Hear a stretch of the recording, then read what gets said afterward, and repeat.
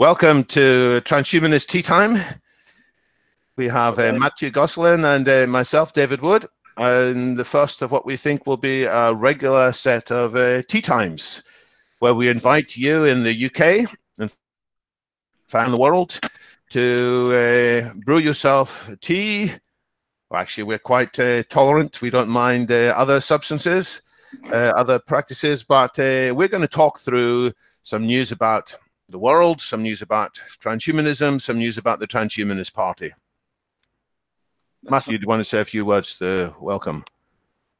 Yeah, that's right. I mean, we thought it would be a good idea to just do hangouts like this, so it will be a live event eventually, and be it very interactive. So you tell us, you know, what you like, what you don't like, some questions, and so on.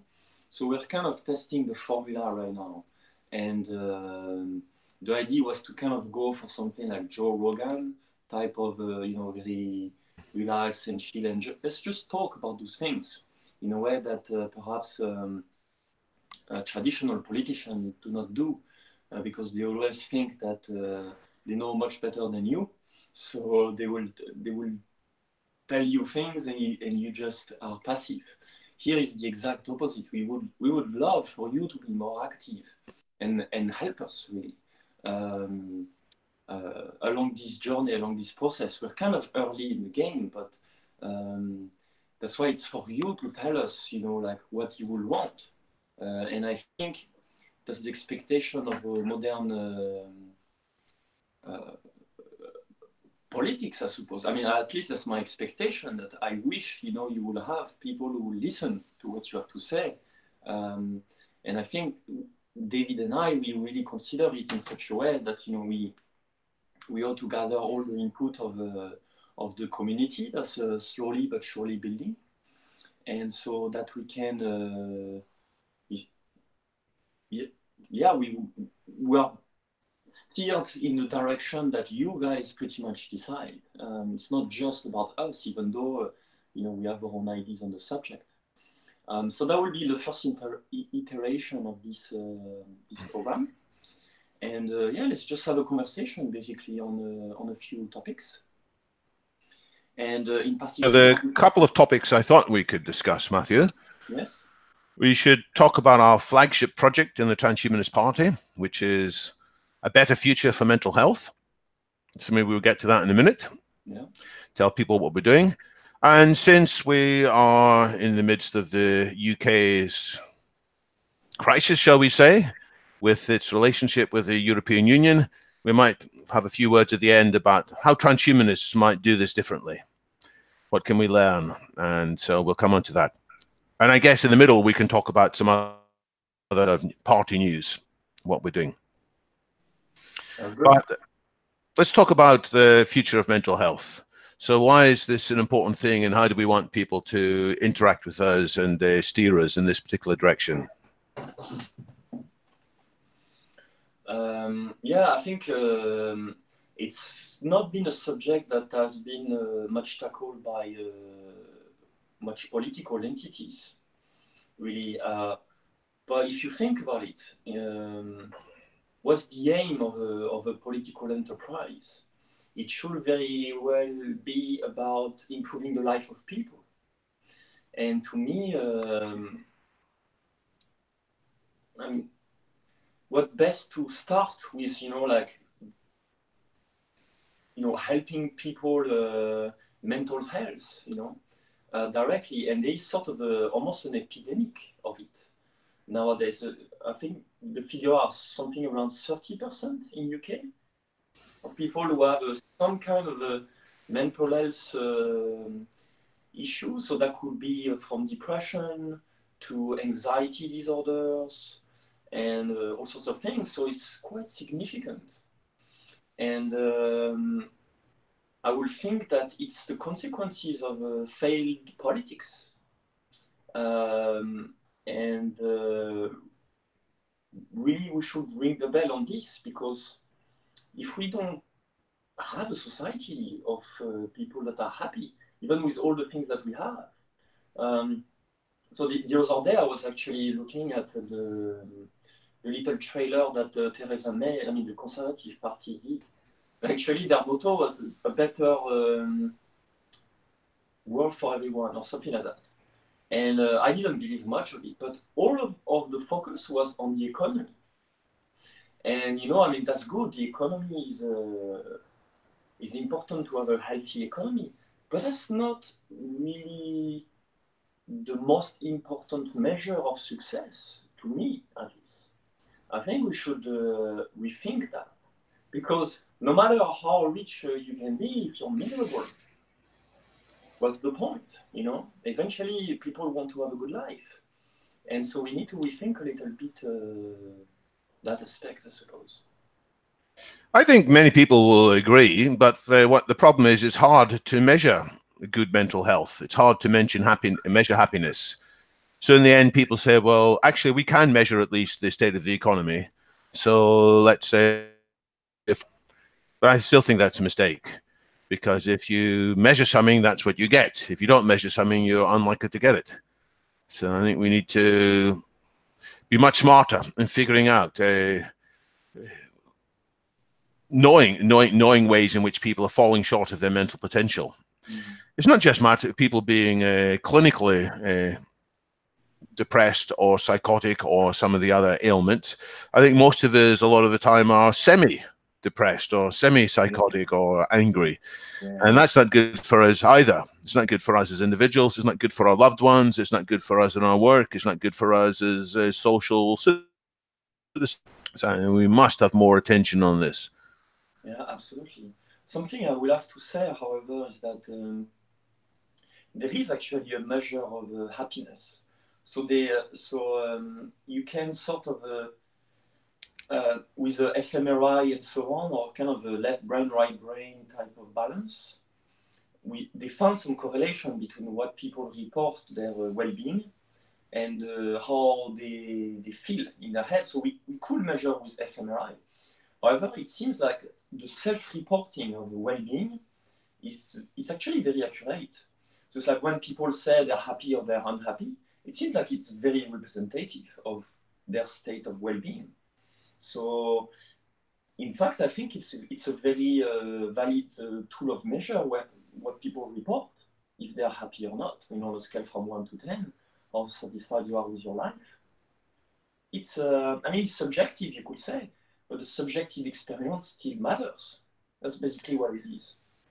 I know there are national surveys in which various countries are positioned in a table of the ones that miss and the ones that report least happiness. Mm-hmm. Typically, the Scandinavian countries do pretty well. And so I think as a result of this discussion, I'm going to go off to our discourse, something we'll talk more about later. I'm going to open a new thread there.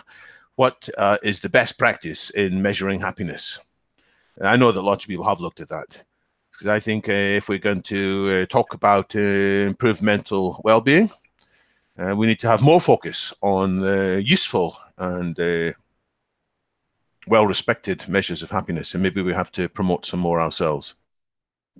But I know, Mathieu, you're interested not just in pointing out that we've got problems here. You've got some ideas, and you think party members can contribute ideas as well as how we can improve our mental health using some older methods, but also some 21st century methods. So what do you have to say on that? Yeah, absolutely. So the one very new and exciting trend nowadays is the rise of psychedelics. So in particular in UK, the Psychedelic Society. Psychedelic Society, yeah. They've collected about 100,000 or more signatures. So, and it's something that is having a sort of a renewal nowadays. And the reason for it is that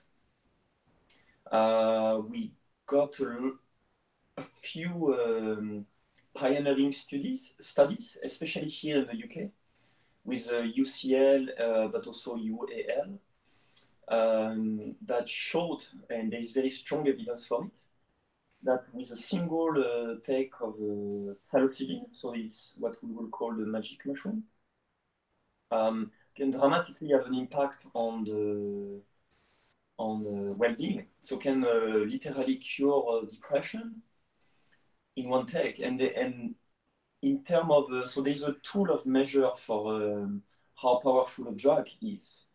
And it seems like it has never been seen before in all other like physical elements and so on. Like this is really, this is solid. This is very solid evidence. This is very strong. And so, so there is a clear path here that that even on the NHS website you can go and consult, and they talk about psychedelic now as like a potential source for treatment. But I found in the general public very few people still have heard about it, because for them it's still considered, oh, this is a drug, so this is something that, you know, junkies will take or something like that. But it cannot be further away from the truth actually. And so, so that's definitely one area to look at, and but also to make sure there's good information spreading around it, and because it's not something to be taken lightly. For instance, in the 60s, the whole 60s were basically fueled by psychedelics.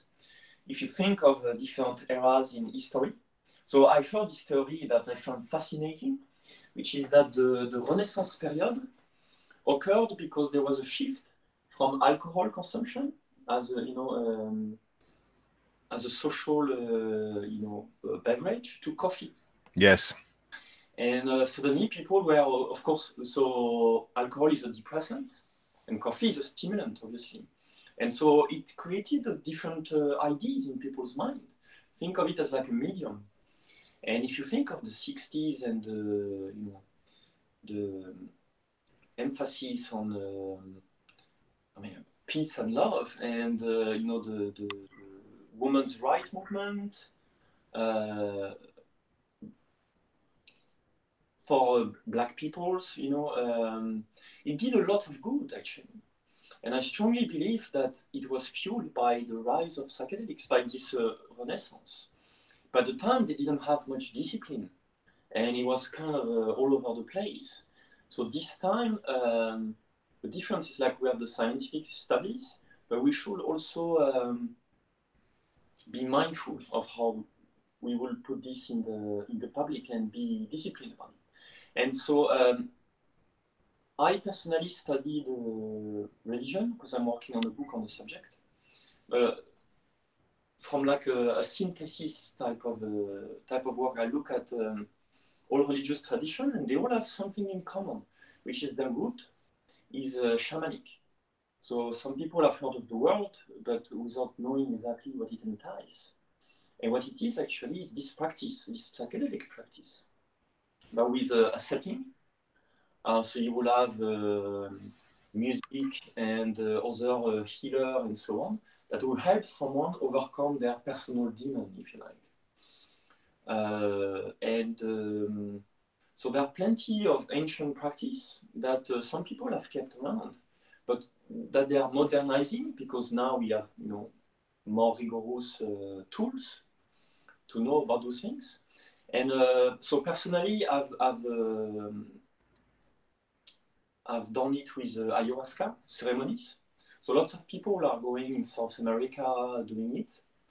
The Psychedelic Society is doing some retreat in Netherlands, where it's legal, to help people heal.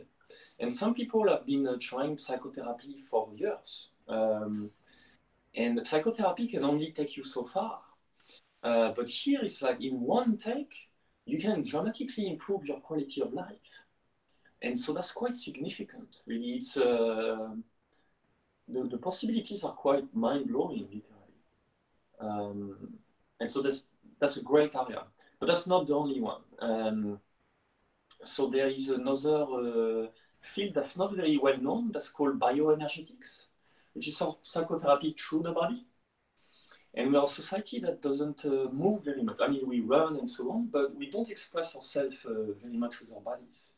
And it seems like when you have some kind of traumatic event, or you know, you were bullied, or you didn't have as much love when you were a child, you hold this in your body, and this gets stuck. And we always focus on the mind, but the body as well holds a lot of baggage. And so this is something that I think the NHS or the public sector could learn. And what's great about it is that the process is pretty much like a dance, really. And so that's one thing as well. Another thing would be social cohesion. And it used to be the place of religion that they will be the glue for people to meet my cat. Yeah, so religion, so there's of course lots of positive and negative, and some people are completely against them. I would say that in the West they're a bit more dogmatic than in the East. But one thing that they certainly did was to provide some kind of glue, some kind of ideological glue and a sense of community. You will go on Sunday to your church and you feel part of something. And we sort of lost that in our societies, really. And that's very important for us to feel belonging. Your cat wants to feel part of your family now. Absolutely, yeah. I think she's in a heat, she's it's her first time, so she's not used to it. Yeah, so those will be a few areas, but maybe you guys and our audience might have more ideas on the subject. Let me just chip in briefly. I'll try and hold this up to the camera. This fee and the taking over from alcohol. I've been reading just recently this book, Innovation and Its Enemies, which looks at why people resist new technologies. And the first new technology that he has a whole chapter on, Callistus Juma, is the technology of coffee. And he explained all the opposition that so many people had to this strange thing, and people exaggerated the stories. They had doctors who were forced to swear how many problems coffee caused in the body and in the mind. And of course, if you drink too much coffee of the wrong kind, no doubt there are some drawbacks.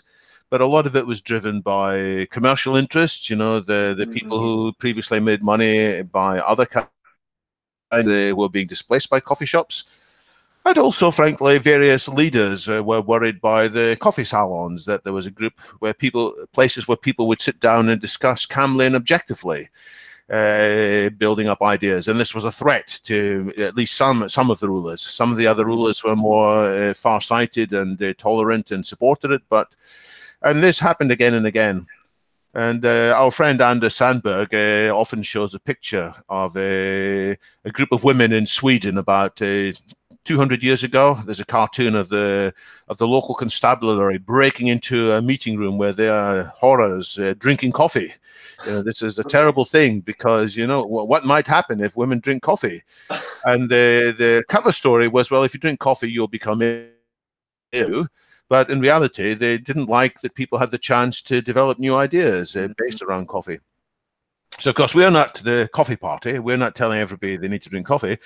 We're telling people they should have an open mind about tea, certainly, but an open mind about some of the psychedelics, some of the other possible stimulants, which can help people reach better levels of consciousness if they're done in his way with guides and with help. After all, we don't set people out on the roads unless the people learn how to pass their driving test. We don't say you have the freedom to drive wherever you like. We realize that car driving is a potentially very dangerous thing. We have rules about the quality state of the car. The car must pass its MOT every year, and you've got various rules that you need to follow. Why? Because that gives us more freedom. If people follow the rules, we all get more freedom. So it's the same, I think, with lots of the things that we're going to talk about. Yeah, one thing I would like to add, two things actually, and maybe it will be controversial, but it shouldn't, which is that alcohol, when we actually measure its personal and social harm impact, turns out it's actually really, really harmful. It breaks some families. It brings people in the streets. And of course, that's the drug of the day. But we don't think it's such a way because it's ubiquitous. So we take it for granted. But yeah, there's solid evidence to say that alcohol is actually not so good for us, not so much. And to give a bit of background, the word alcohol comes from the Arabic al-ghul, which meant a spirit eater. And so really that's, you know, or when you think of a ghoul, you know, kind of almost like a zombie, was the idea of someone who will drink his whole spirit away. So that's why we use the word spirit as well, because for like strong alcohol. And it's this idea that alcohol takes the spirit away. And so we think that it's part of British culture as well, that it's so, you know, the pub culture and so on. But it seems the pub culture comes from the inn, you know, which were places where people would actually kind of like gather around and, you know, and be together. And I would say that's more part of the British culture than the alcohol itself, you know. So if we think of the future of a more mentally healthy future, perhaps we should reconsider not, I would say, pub culture, but because I think what's beautiful is when people, you know, at the end of the day, they gather, they share a drink, and have a conversation. It's very important. It's great. But maybe there will be some other catalyst to use to connect with other human beings. One of them would be cacao, for instance. So raw chocolate, which has been used by the Incas as sort of a tool for a spiritual connection with others, and it sort of gives a kind of a loving energy. And that's a great catalyst. Perhaps people will drink instead of alcohol, you know, raw cacao, or other substances. Who knows? You know that, you know, might be better tool for, you know, connecting people. I think the reason why people take alcohol is because they have lots of inhibitions, and they want to break away from those inhibitions, so it allows them to communicate. However, alcohol takes a toll really on the mind. It does. It keeps the mind numb, it dehydrates, and on the long term, it's terrible for the mind. So I know it's a big mental step, but it's something that we might, you know, consider to open ourselves to new possibilities, you know, around that options. So it's very important is to collect the objective evidence, that we don't just say, hey, this is our culture, this is what we do. We collect the evidence. We collect evidence as to happy and not happy, but also evidence on the social repercussions of various substances, different types of alcohol, different times of the day in which people take alcohol. We're the evidence-based party, and we're the party that's willing to challenge how things have been done in the past. But we want to do that by the process of discussion and a process of gathering evidence. Absolutely. I mean, what I'm saying is like very strong evidence for it, and that's why otherwise I wouldn't be saying this. Really, have a look yourself, do your research, but it's very strong, you know. And at some point, that's what's difficult is we've been so conditioned to believe something that at some point, you know, when we tell you, oh, it's not the case, then your ego will take over and will say, oh, no, that's not the way it is, and because we don't like to feel like we've been fooled all this time. And so I don't know, but yeah, I think if we, as a society, disconnect from truth for comfort of the mind, eventually it's a recipe for disaster. You know, we are not working in our own best interest. And yeah. So this comes back to the general topic of emotional health. If we are emotionally healthy, we'll be willing to give up some of that short-term comfort in order to look more squarely and honestly and objectively. But if we are upset, angry, fearful inside, then we're going to cling to comforting illusions some of the time. Absolutely. So we've got a meeting coming up on Saturday the 13th of April, which is about 3 weeks' time, I think. And at this meeting we're going to have, I mean, you mentioned the Psychedelic Society earlier. So we're very fortunate we have at least one of the co-directors of the Psychedelic Society speaking there. Sorry, my cat just played with the cable. I wondered what was going on. That's fine. So we're going to have one person from the Psychedelic Society, and you're going to talk as well, Mathieu, and we'll have a third speaker that we're going to announce shortly as well. And the whole point of that is to discuss how can we with better mental health and what things should we look at. Psychedelics is one, but other things as well. And that's going to be taking place on the afternoon of Saturday, the 13th of April. You can find the details by looking at the London Futurist site or indeed looking at the Transhumanist Party site. We should probably move on to another topic. Is there anything else you wanted to say about mental health just now? No, not that I can think of. Yeah, the one last thing I wanted to say was that when people are addicted or they take what we call drugs or so on, often the case is that they have some kind of emotional pain, that they're using it to compensate. And it's probable that lots of our alcohol consumption is due to this emotional pain that we have. And so we might need to consider that as well. You know, like we need to treat our, inner,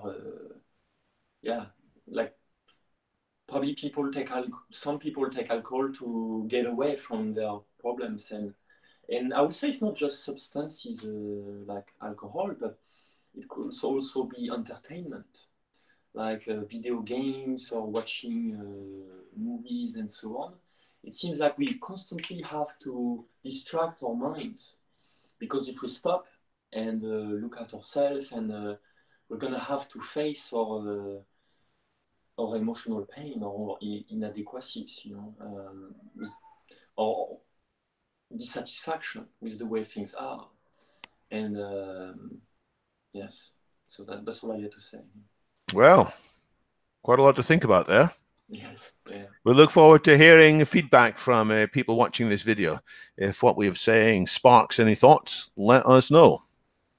You're watching the first ever episode of Transhumanist Tea Time here. We're welcoming the UK, welcoming the world to join with us in taking a few minutes out of our busy activities and reflecting on transhumanist news, and also news about the Transhumanist Party. So let's spend a few minutes talking through some issues with the Transhumanist Party, what we're doing differently. The first thing to mention, I guess, is the Discourse. Discourse is a discussion forum. It's a wonderful open source software. It's an alternative to going on to Facebook and trying to have a discussion there. Well, we can say lots about Facebook, but it has some drawbacks. It's not always the best place for having objective discussions. So we in the Transhumanist Party, we've looked around, people have recommended Discourse to us. And for the time being, there's a relatively small number of people involved, but we're building up a framework. If any be watching this who would very much like to be one of the pioneering members, then do get in touch and we'll give you a membership straight away. But hopefully within, at the most, 7 days or 14 days, we'll be opening this up more generally. And we'll have 2 levels of participation. There's a general open session that anybody can join. There's lots of forums there. Another set of discussions which is going to be restricted to full members of the party. That's people who pay the annual membership fee or make some other contribution to the organization. So we'll have this some parts where people will have more restricted discussions, but generally, in fact, we want a wide input from a whole bunch of supporters from all different backgrounds. So that's our Discourse, and that's some steps forwards. And one of the things we've been discussing in Discourse and elsewhere is our brand. And some of you might notice we've changed the colors. You know, we no longer have this black star and other things, which is from the early days of the Transhumanist Party. In the bottom of the screen just now, you can probably see, I don't know how well it comes across, there's our new logo. Let me put this in the screen. Sorry, I'm fiddling with 2 different machines here. You can see in the center there, I think now, there's a very simple icon, which we built various things out of as well. So Mathieu, what were you thinking in terms of changing the branding? First, we kept the hexagon because it was something of a constant in the Transhumanist Party, and this worked. So I do design for a living and programmation, and in terms of we have to see where we sit in the whole political area, I suppose. And you know, you have like the red and blue that are taken by like the progressive, the Labour or the Conservative Party, and so on. And I've experimented with different colors and so on. And one of the particularity I would say of the Transhumanist Party is that we are extremely, I suppose, optimist, like pragmatic optimist. And that's why I think a bold pink like this was kind of almost like ridiculously optimist and ridiculously upbeat, I suppose, and very punchy. So as well, I will not be shy about it, but like colors that are very warm, like a red, capture attention straight away. So to have a bright pinkish red, like directly we capture attention of people. And so I designed it with this in mind, which is like, okay, we want to grab attention. And in that regard, I hope it does its work well. It's not something you can just overlook and like, oh, it's gonna capture attention. And then I think it's very iconic to have a simple hexagon like this. And it's sort of the great thing about the hexagon is that you can stack it, you know? So it's like almost like a hive, you know, like a hive, how you say? A beehive. Beehive. Yeah, a beehive. And so it's this idea of modularity. And I really like this, which is that we are all in this together, you know, we all work together, basically. Yeah.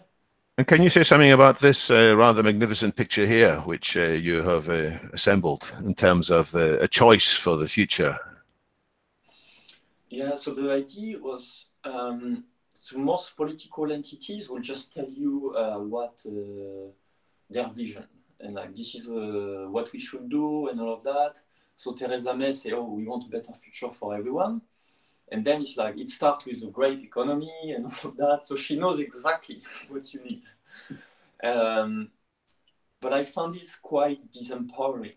And here, I suppose the approach is the exact opposite, which is like, we want to empower people. We want people to stop feeling that passive and that they have no control on the future whatsoever. Because the future is co-created. Often people rely, I would say, a bit too much on politicians and just say, oh, you know, they are trouble and all of that. But because they don't think that they can do something about it. And here the idea is like, okay, together, the consequences of all our respective decisions that we take are going to drive the future. It's not just us as a politician who are going to drive the agenda. It's like we all are co-creators of the future. And I think we need to, as Douglas Rushkoff mentioned, we need to own the future again and think of it that we can do something about it. It's always been the case. Like nothing is written. And so by juxtaposing those two extremes, which is like a perfect dystopia and a perfect utopia, I suppose, it puts you in front of, it makes you responsible for it, I suppose. And so that's kind of the truth, like what will you choose? Because it's your decision, it's our inaction as well, it's kind of a choice. By not doing something, it's like we deresponsabilize ourselves.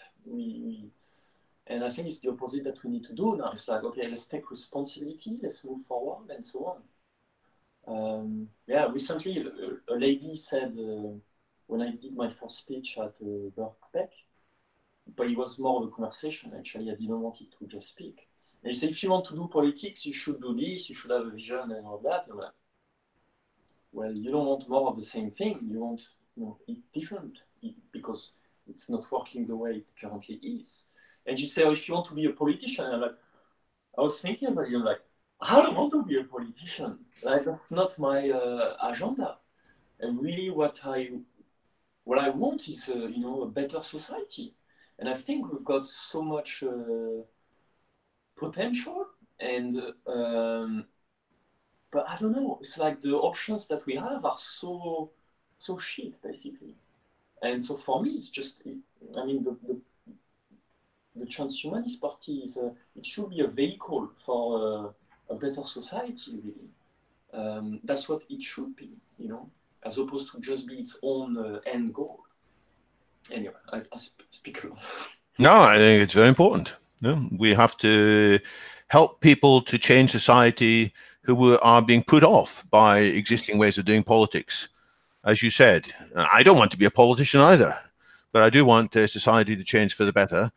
And we have to help people to engage with at least some parts of the political process without losing their authenticity, without becoming a slick person who doesn't answer questions honestly.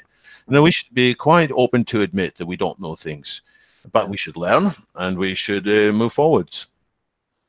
Yeah, absolutely. Quick story, but I remember when we decided, okay, this time, with the whole Brexit thing, okay, we've got to do something, like sort of revive the party a little bit, because the previous leader had some health issues. But he was like, okay, who wants to do it? And like, no one wanted to do it. And it was a fun thing because we were like at the Transhumanist Party, I feel like we're all very technology minded. I mean, like lots of scientists, lots of, but we all have, I don't know, sort of, we are not doing this because, we want power or something like that. It's more like we're really passionate about the future and we see the potential of technologies. And it was a funny thing to talk. Okay, who wants to be leader? I was like, no one wanted to do it. and I think it's I think in a way it's healthy because it's not we want to do it because to serve a personal agenda or something, but because we feel like no one else is doing it and no one's doing a good job at it. And I certainly think so, Well, that brings me on to the topic of we need more leaders, actually. We need more people who are going to have the same broad thinking as us, but maybe different sets of skills, different sets of time. We have recently expanded our NEC, our national executive, to have, as you can maybe see on this screen here, I'm not sure, we have 9 people currently in our NEC. I'm showing here a page from H+pedia, which is the TP UK behind that. And we'll put this information on our website as well, our own website. We have a range of different types of people here. People in different countries as well, but maybe there's plenty of scope for more diversity there. So if people are watching this and think they would like to help out in a significant way, or maybe even less significant way, the first thing to do is to get involved in some other party activities. But there's scope for more people joining our NEC. And what the NEC does, let me just explain that.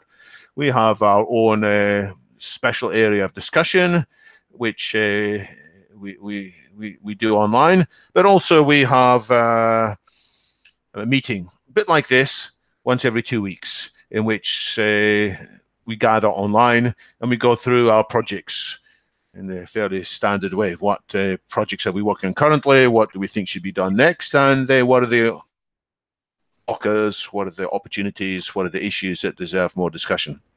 So the final bit of Transhumanist Party news for today is we're interested in having more people join the NEC and indeed more people working with the party. So find more details about us online. Especially women. We need more women. Yes. And, I found women maybe perhaps are less comfortable stepping up. And so we need to encourage them, you know, okay, go for it, you know, like, yeah, don't be shy, and don't don't put yourself under or think that, oh, you shouldn't do this. No, it's not about what you should or shouldn't, it's what you believe in. And we need more female, you know, leader that, you know, yeah, definitely. So it's a call to action for women. Don't undervalue yourself, you know, and yeah, that's all. And hopefully we are friendly when we're not looking for alpha males. We're not looking for testosterone, as we've just said. That's not the kind of leadership we're looking for. We're looking for people who are quiet, get things done, but also people who can good at interpersonal skills, and people who can help us in particular projects. So there's plenty of scope ahead. We want to be a different kind of party. In a way, it's kind of a more feminine type of leadership, which is my friend, so Indra, who's leading the Alternative UK. She's wonderful in that regard. If you want like a great female leader, she's amazing. And but she's like bottom-up community building. It's not about her. It's about, okay, let's do something together.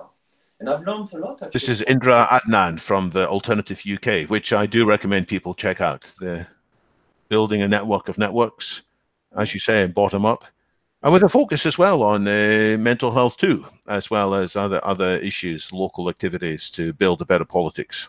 Yeah. Yeah. So we need more female leader to act as more feminine leadership, not like alpha. Oh, you know, let's do this and all that, but let's build something together, kind of thing. Yeah, I've learned a lot from her, so it's great. Cheers to you, Indra.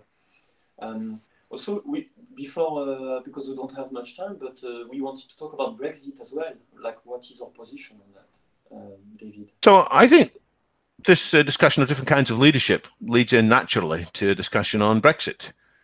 Not that we're going to recommend here how people should vote, but I think more important is what is the process being involved. And I think everybody feels uncomfortable with the way things have turned out, but we need to understand why has it turned into a very dissatisfactory situation. And I have thoughts which sparked by discussions with various people last week. It's to do with agile versus waterfall. So, you know, the different ways of doing big projects. In one way, you try and work out everything in advance in the beginning of the project. You say, well, we need to spend a long time figuring out what the requirements are, and we lock them down, and we commit to that, and that's how the project runs. And for certain kinds of projects, that makes good sense. You know, if everybody, by and large, knows the environment, there are a few major uncertainties, then you do pin it down and you work on that basis. And I think that's what's happened with Brexit. You know, there was a consultative process 3 years ago in which the users, that is the electorate, were asked, and from then on, many people have said, well, we know what the answer is. There's no need to ask the users anymore. And it's as if they've done a waterfall process and they've implemented the specification, which was written down 3 years ago, without ever going back to the user and saying, what do you think about this? You know, the agile way is you do a little bit. It's called the minimal viable product. You do a sprint, and then you consult again with the product owner or the user and say, what do you think about this? Is this meeting your expectation? And especially when there are times of big change, they're unusual for the product owners to have different ideas, even within 3 months, let alone 3 years. But what I'm hearing today is many people are saying, well, there's no need to consult the users again. There's no need to consult the citizens again, because they told us 3 years ago what the answer was. And I find that is not taking advantage of what we have learned about doing complicated projects over the last 30 or 40 years with the agile revolution. So that's my first thing that I would say. We transhumanists, we would engage more regularly with a deliberative democracy. It's not just a matter of getting people to vote from time to time. It's a matter of it's back to the electorate, back to samples of the electorate. Sometimes people call them citizens' juries or citizens' assemblies, and I'm very much in favor of that. Other people say, well, there's no point having another referendum because people don't change their minds. People are fixed in their ways. People will be upset if we ask them to vote again. People will get angry. People will go on marches and they'll commit violence if we ask them again, if there's any threat of changing their mind. I think, again, this is a very sad state of affairs, that we don't respect the possibility for people to change and mature. When there are more things that have been learned, we should have the ability to say, I was wrong. I see things better now. And that's the mark of maturity.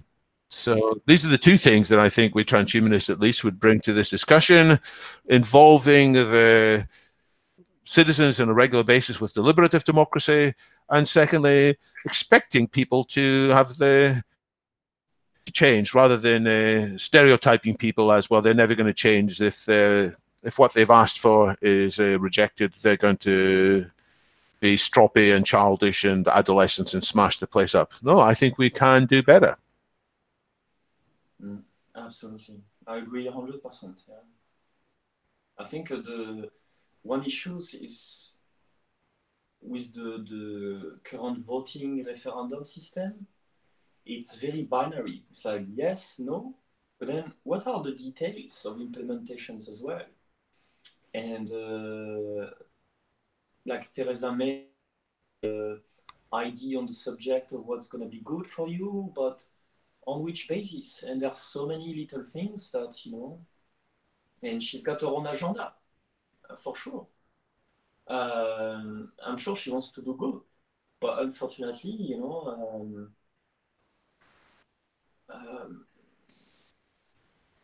yeah,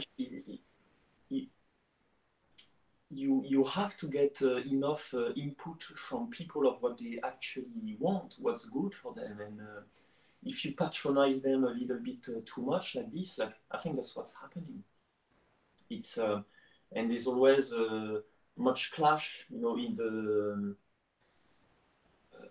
between MPs, because there's so much political agendas behind it, of oh, if you win, if you lose, or ego that needs to be protected, because what if you're wrong, and so we cannot have this.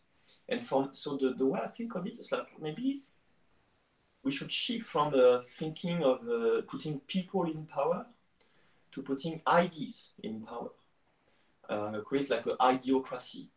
But the best ideas should win.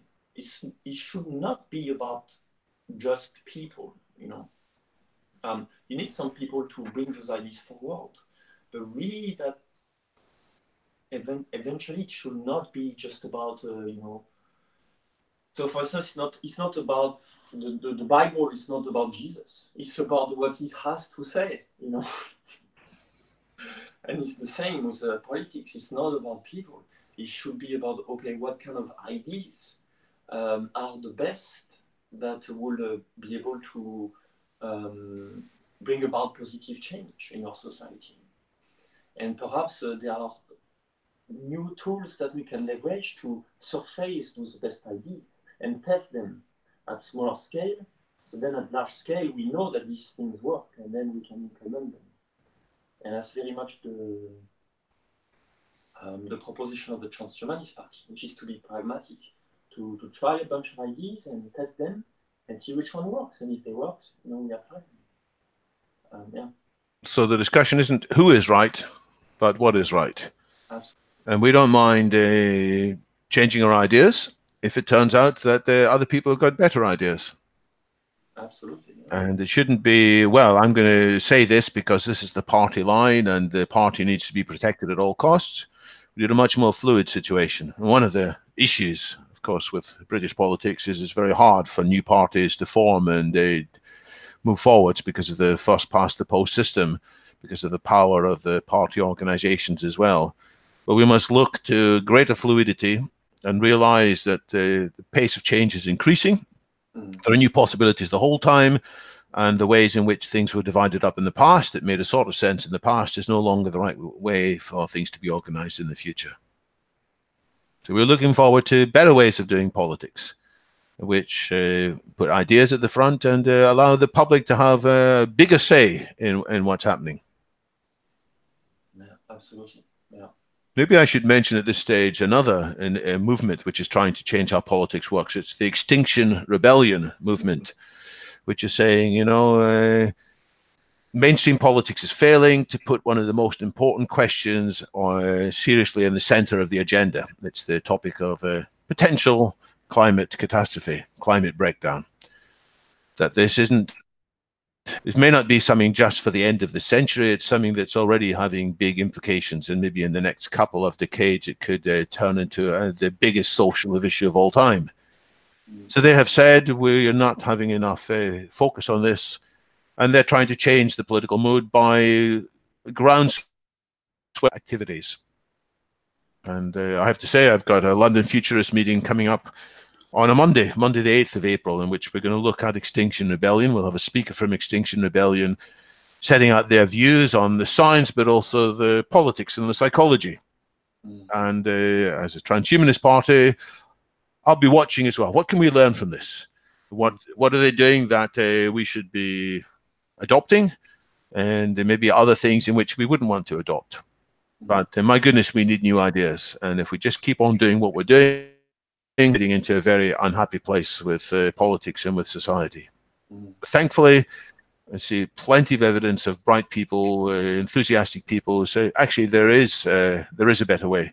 Taking advantage of evidence, taking advantage of rationality, taking advantage of new communities, and moving forwards. Some area that I've been thinking about to tackle this problem, because I think the problem is not just that, okay, we need awareness on the problems. And I think hopefully in the UK there is more awareness than maybe in the US, where it's like, whatever. But there is also, it's a problem of behavioral change, which is how can we modify our own behavior to take into account the interest of the environment. And so we might need to put some rules in the system in order for us to change our behavior urgently and perhaps be more proactive in like, and so that's why I've been suggesting like a sort of karma currency, a type of currency that if you do some good for the planet and so on, you will be rewarded, and vice versa, or a taxation system that will be in tune with the benefit of the environment. But we certainly urgently need to put the interest of the environment as like to have a voice for it, because there's no like the animals cannot defend themselves. You know, this whole world just cannot. So if we need to make some rules so we get out of our own way in a way, you know. So we make sure that we consider it on a very practical day-to-day basis. That we reward behavior that promotes, you know, a better environment and demote the ones that really harm it. So any ideas also that our audience, you know, might have, please let us know, you know, and possibilities as well. Don't be afraid to go a bit crazy, wacky, and so on, because if an idea is not crazy at the beginning, it's not revolutionary, it's not innovative, because otherwise it's been considered before.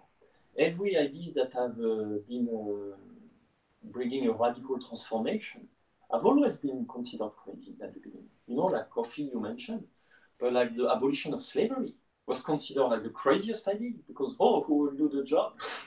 Who will do the dirty work?